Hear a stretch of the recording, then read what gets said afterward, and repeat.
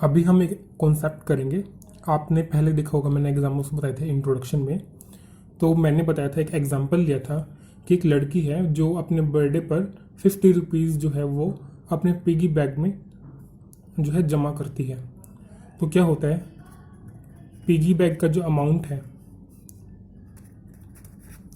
और उसकी जो एज है, पहले साल उसने 50 रुपीज़ जो है अपने गुल्लक में डाले।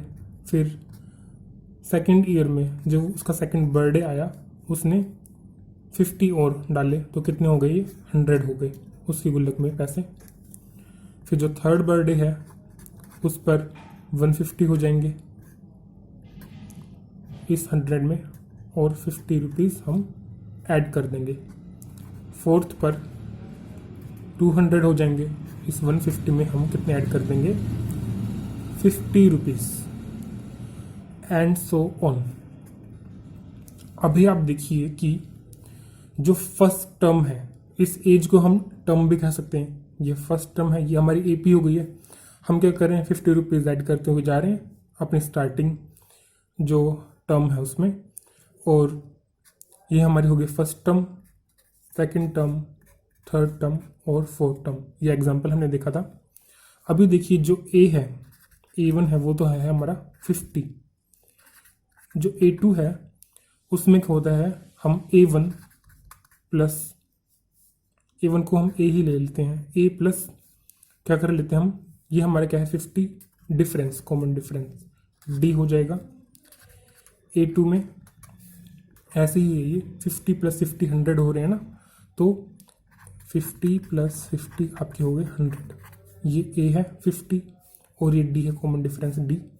अब A2 देखते हैं, A2 में हम क्या लेंगे, A लेंगे, A प्लस, अगर हम A3 को अगर हम देखें 150 को, ये कैसे आ रहा है 50, इसमें हम क्या प्लस कर रहे हैं, एक दो बार हम क्या प्लस करें, डिफरेंस कर रहे हैं, 50 प्लस 50 प्लस 50, ये तो है हमारा A, और ये 2 बार डिफरेंस, तो हम यहाँ पर इसको 2D भी तो लिख सकते हैं, 2 बार डिफरेंस हम प्लस कर रहे हैं, तो 50 प्लस 50, ये है हमारा 2 बार जो डिफरेंस प्लस हुआ है, या फिर हम इसको ऐसे लिख सकते हैं 2 इंटू 50, तो 50 हो गया हमारी 100 और 50 हो गया 150।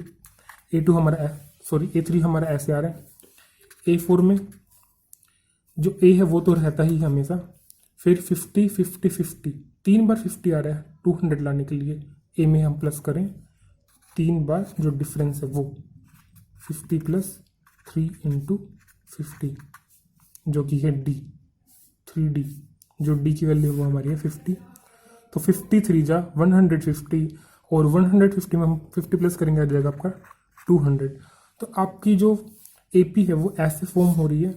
आपने यहाँ पर देखा, अगर यहाँ पर 2 है तो जो D है उसमें से एक कम है, 3 है, यहाँ पे 3 में से एक कम है, 2 के साथ इंटू हो रहा है D, और 4 है, 4 से एक कम 3 से इंटू हो रहा है हमारा D, जो कि कॉमन डिफरेंस है। ऐसा क्यों हो रहा है, क्योंकि जो हमारा जो फर्स्ट है स्टार्टिंग टर्म जो A है वो तो हमारी फिक्स ही रहती है, यहाँ पर A, उसमें हमको हमारी कोई सी भी टर्म होगी, मान लीजिए हमारी होगी 19th टर्म, तो हम क्या कर देंगे, A प्लस 18D कर देंगे, क्योंकि जो कॉमन डिफरेंस है वही तो बार बार प्लस हो रहा है, और जो A है वो तो हमारा फिक्स है ही।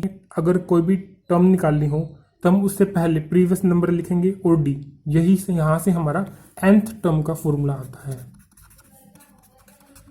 हम देखेंगे कि nth टर्म होती क्या है। आपने देखा first term, second term, third term, fourth term. मान लीजिए 300, इस एपी में कहीं पर बीच में कोई टर्म है, कोई नंबर आता है 300, हमें इसकी पोजीशन नहीं पता है कि ये 4 तक तो आपने देखा था कि ये 10th है, 9th है, कौन सी टर्म है हमें पता ही नहीं है।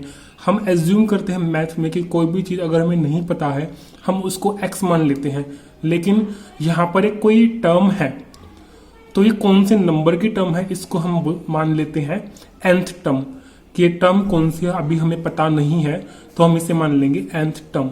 nth टर्म निकालने का फॉर्मूला होता है an, क्या है यहाँ पर, अगर हम निकालते A1, तो A1 मीन्स जो फर्स्ट टर्म है उसकी वैल्यू निकालने के लिए हम ऐसा कर रहे थे। ऐसे ही सेकंड के लिए, सेकंड टर्म के लिए हम लिखते हैं A2। तो A2 क्या है, ये वैल्यू है सेकंड पोजीशन की 100, फिर A3 150, तो ये थर्ड जो हमारी टर्म है उसकी वैल्यू है। तो an जो फॉर्मूला है वो क्या बताता है कि जो nth टर्म है उसकी वैल्यू क्या है। अभी हमें वैल्यू पता है, nth टर्म की वैल्यू निकालने के लिए ये फॉर्मूला है a plus n minus 1d। यहाँ पर an हमें मान लीजिए 19th टर्म निकालनी है। चलिए हम जो पिगी बैग है उसका हम अमाउंट निकालते हैं कि अगर जो लड़की है उसका 19th बर्थडे है तो उस दिन उसके पिगी बैग में कितना अमाउंट हो जाएगा। तो देखिए A19th बर्थडे पर ए कितना था, स्टार्टिंग में 50 लिया था उसने, n-1 18, 19 में से 1 गया 18 और डी कितना आपका 50।